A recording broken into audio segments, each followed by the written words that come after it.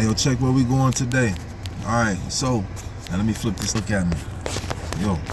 So we going in. We staying with the universal laws. I love the universal laws. We going in with the laws of gender and polarity. Polarity because I love the duality. Gender because everything operates masculine and feminine. And so when I looked at my chart, like I said, I'm split directly down the middle, masculine and feminine. Feminine doesn't mean effeminate. It means the spiritual aspect of something. In regards to the rigid, possible dogmatic, theologic aspect of something. And so that's why we come in with religion, so you can understand where I come from, that there is really no division. I'm bringing them both pieces together, so I don't split it. I create the whole system, because me and the Most High, man, we, for real. And I pray for discernment with each and everything that I study, that I understand, that I don't just feel. Now, why I say this is, when you get into, and I'm only using this because I'm familiar with this, Christianity, but all religions have a feminine aspect of it and a masculine aspect of it. But I asked co-pilot, we just go, well, I'm gonna say it like this, like while we're also dealing with polarity, the duality, we're gonna see how it gets into even the tree and the knowledge of the garden. We're gonna get into a lot of dualities, and it's gonna be almost continuation. Like I said, we're gonna get into actual scriptures, and I'm not switching up or paraphrasing. I'm not disrespecting what anybody, if anybody see this and if they feel, I'm not disrespecting anybody how they coming. So we're gonna get into the word, and we're gonna get into the Nag Hammadi scriptures that was found maybe a century or so later, a couple centuries later. But we're gonna see how they both add up. And we actually gonna check carbon date. We're gonna check the validity of this as actually being text that can be used as source material. So I asked co-pilot when we go in, and I say, peace, co-pilot, in regards to metaphysical studies and the universal laws of understanding the laws of gender and polarity. I say, would it be safe to assume that even the church and other formal religions have been split using polarity and gender, assuming the apostolic church symbolizes and equates to the masculine doctrine of religion, and the Kabbalistic aspect dealing more with metaphysics and spirituality, more of the feminine aspect? And so, man, it has to even be listening, because it even stopped picking up and putting in my name. But I appreciate that, co-pilot. Thank you. So it says you're asking a really thoughtful question, and I love, and I'm going to say this before we get in here, man, buckle in. Take the phone with you if you need to get some popcorn, because we're going to go in on this topic. Because it's a couple things that discerningly, how I'm going to show you how I study. I'm going to give you a piece of me. And I'm not one of those guys who are, what is that? For lack of a better term, I'm not prejudiced at people's views at all. It's too many of us for us to all be coming at one view. That's wrong. The Most High didn't put us here for that.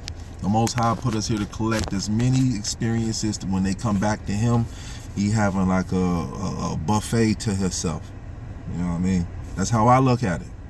That's how I look at it. So I don't impose or say that any one people or anyone should behave. No, I'm studying for myself personally.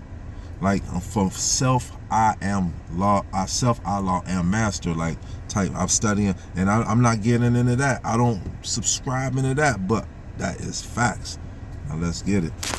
So let's say you're really asking a really thoughtful question. I love where your mind is going with it. When people study metaphysics, especially hermetic principles like gender and polarity, it's natural to start seeing those patterns reflected in human institutions, including religion. But let's unpack this carefully, even AI know, and in the grounded way. Do religions express masculine and feminine metaphysical qualities? Understand these are universal laws. Universal laws. It has to. Short answer, yes. You can interpret religious traditions through the metaphysical lenses of polarity and gender, but it's a symbolic framework, not a literal historical fact. Hermetic gender isn't about men and women. My apologies about moving. My thigh was itching. Isn't about men and women. It's about masculine, structure, logic, doctrine, order, form, feminine, intuition, mysticism, inner experience, receptivity. When you look at religions through that symbolic lens, patterns do emerge. The apostolic institutional Christianity is masculine. Institutional Christianity, especially the apostolic hierarchical doctrinal side, leans heavily towards fixed creeds, authority structures. Now, let me show you how I'm going to break this lesson up, because I don't want you to get foggy when you're following along. This is a good lesson. It's going to be tightly compact. I'm going to bounce it back and forth. Remember that, because I don't want you to, you know what I'm saying? Check me out, though. Institutional Christianity has fixed creeds, authority structures, external rules, orthodoxy, right belief, rational theology. These are all qualities that metaphysical traditions would call masculine. Again, symbolically, not biologically. This does not mean Christianity is masculine. It means the institutional expression of it emphasizes those qualities. The Kabbalah, mysticism, and esoteric traditions is feminine.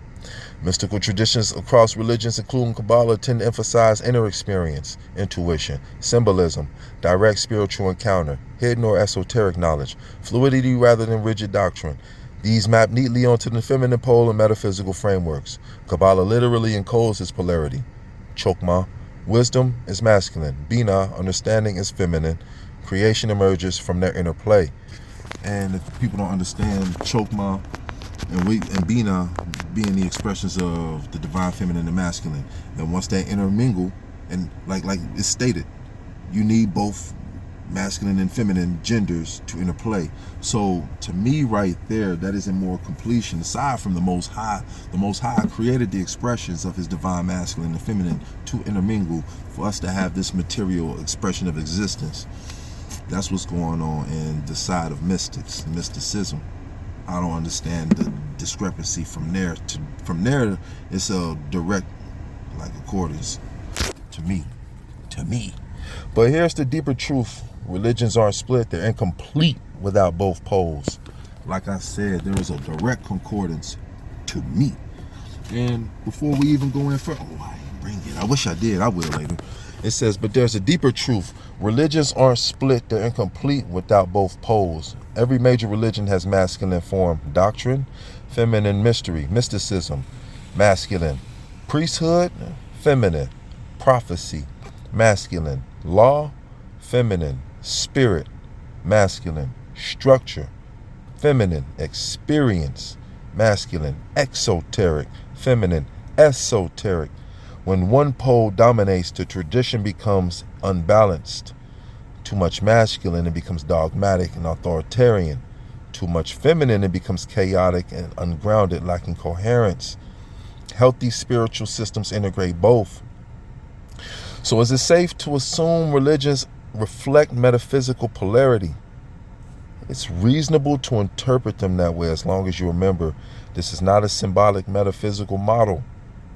So these are examples of hermetic traditions of mysticism associated with different religions, like Sufism for lack of a better term, Islam, Gnosticism for Kabbalah, or Jewish traditions.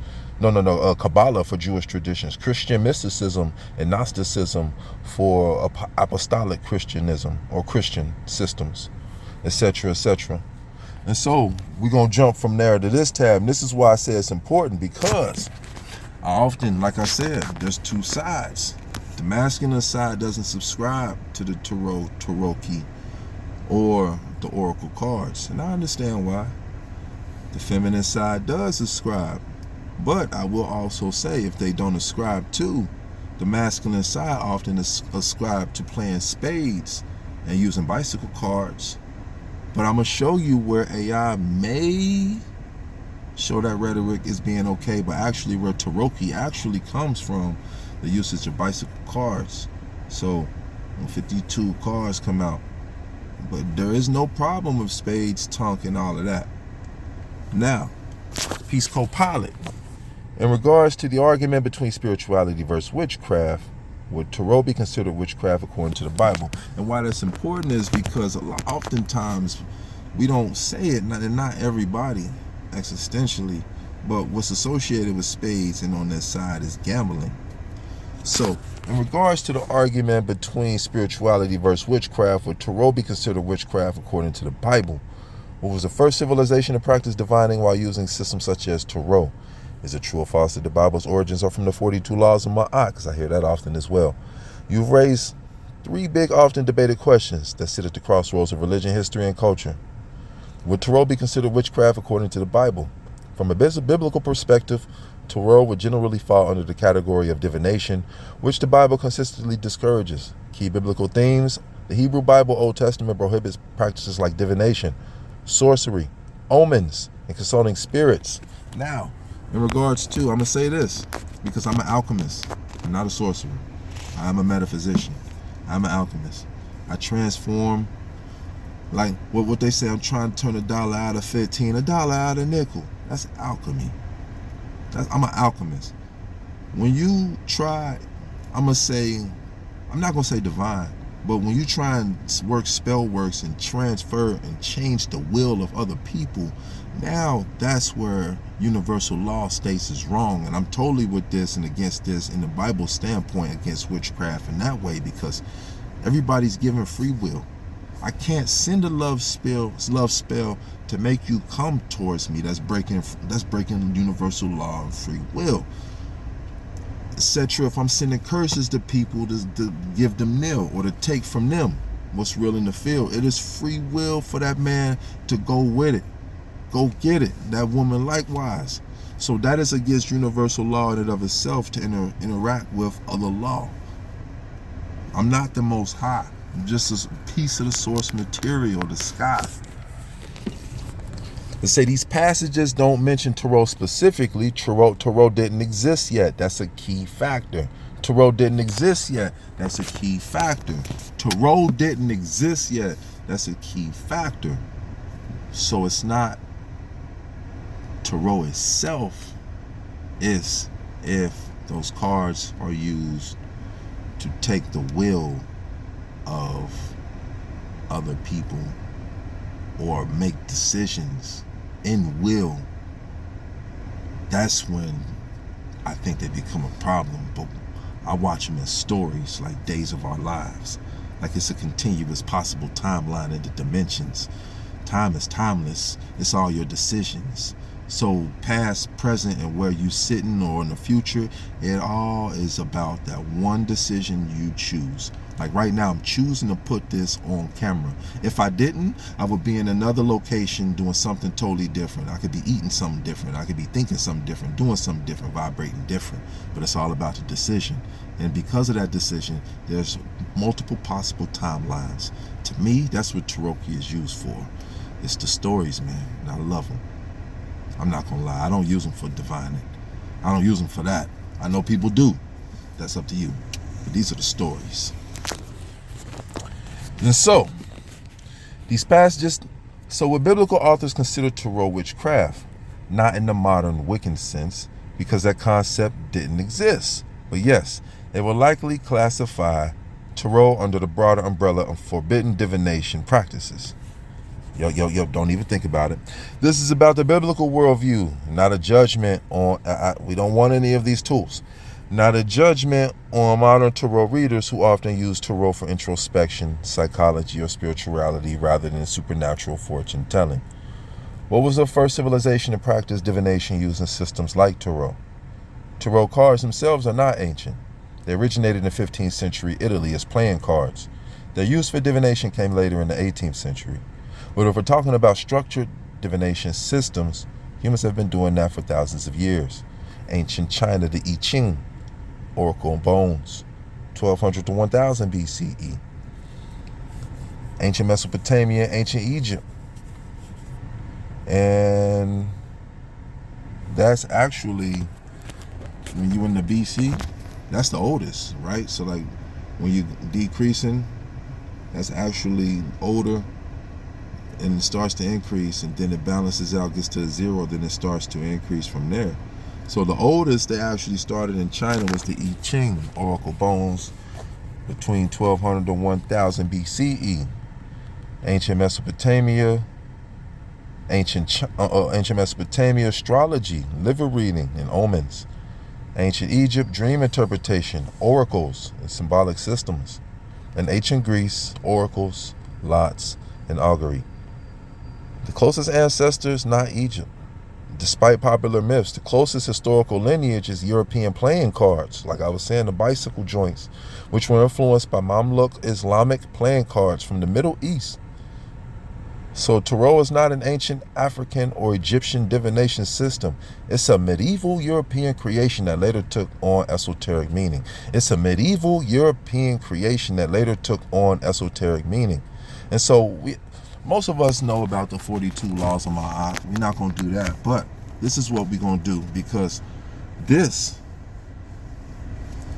is what I find interesting. And I resonated with this beautiful message that the sister Shavi Zane left earlier. I debate between myself whether I'm going to say the name or not, but it's a beautiful message in regards to you have to feed both your metaphysical and your manifested blessings that you planted here. And that's absolutely the truth.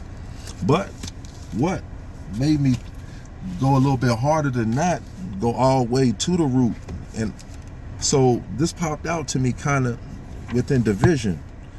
So when you're in the garden in and of itself, I have a problem, because even in the Bible, it never specifically said it was the devil. It specifically said it was the serpent.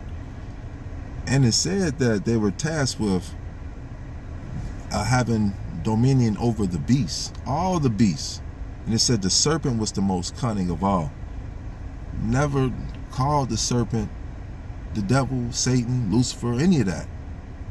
And even if that was the case, the serpent then later on through Christian methods go from, or the devil then later on from Christian methods go from the serpent to the goat-headed Baphomet. Excuse me. And that sits heavily with me, because I'm a piece Capricorn. You know what I mean? So that makes me look introspectively even more. I'm not gonna lie, that makes me look even more like, so I'm the go-headed, but they can't be. You know what I mean? So I'm gonna touch bases here. And this is Genesis chapter 3, verse 15. This is after. No matter of fact, we're not going to do that. We're going to talk specifically how the Most High. And this, I'm not going to do that. Like I said, we're going to talk specifically how the Most High even addresses it as the serpent, curses it as continuously being a serpent, and it's not possible for it to be the devil who later on takes form of being a goat, because this has to remain a serpent throughout time. So he says, and I will put, this is huge right here, and to me this is one part of the reason, so much so why it's always like men versus women, or the battle of the sexes. I will put enmity between thee and the woman, and between thy seed and her seed. It shall bruise thy head, and thou shalt bruise his heel. Go back to when I talked to you yesterday about the ram being the head and the Pisces fish being the feet, and the fish being intuitive and the ram being a direct will. Listen what it said again. Until the woman, he said, I will greatly I will put enmity between thee and the woman, between thy seed and her seed. It shall bruise thy head, and thou shalt bruise his heel. So aside from that, then you move on. There's how he says distinctly and specifically, it says, unto the serpent. And this is Genesis chapter 3, verse 14. And the Lord God said unto the serpent, because thou hast done this, thou art cursed above all cattle, and above every beast of the field. Upon thy belly shalt thou go, and dust shalt thou eat all the days of thy life. So it can't turn from the serpent to the Sabbatic goat. If this is the devil, and he doesn't say that, he says to the serpent, because he says, or now the serpent was more subtle than any beast of the field which the Lord God had made. It doesn't say the devil. It said the serpent was more subtle. And I understand we can always have the argument. People won't come in and drop the argument. I understand that. That's not what this channel is for. And I'm going to show you how polarity shows an inner lineup between the masculine and the feminine doctrines. But for some reason they're split up, but they need to be connected. So I showed you where it was that, and then it was that. Also look, it says so he drove out the man, and he placed at the east of the Garden of Eden cherubim and a flaming sword which turned every way to keep the way of the tree of life. To keep the way of the tree of life. Flaming sword which turned every way to keep the way of the tree of life. Okay, follow me. Stick with me. I don't have commercial interludes. I'm not there yet. That will occupy your time while I find. But give me 1 second, divine, it's on the mind. Give me 1 second. 1 second. Man, just give me 1 second. First and foremost, respectfully, here's how we come in. We come in to understand the one. We come in to understand the one according to the Nag Hammadi scriptures. I asked if I might understand this. First and foremost, we're going to understand, we're going to come to see if it's even required or necessary to understand the one. So let me holler at Copilot. And Copilot also says, I say in regards to enmity is a noun that refers to deep-seated hostility. So in the regards to, aside from that, we're going to ask Copilot. I say, next question, is there validity to both the secret books of John and the book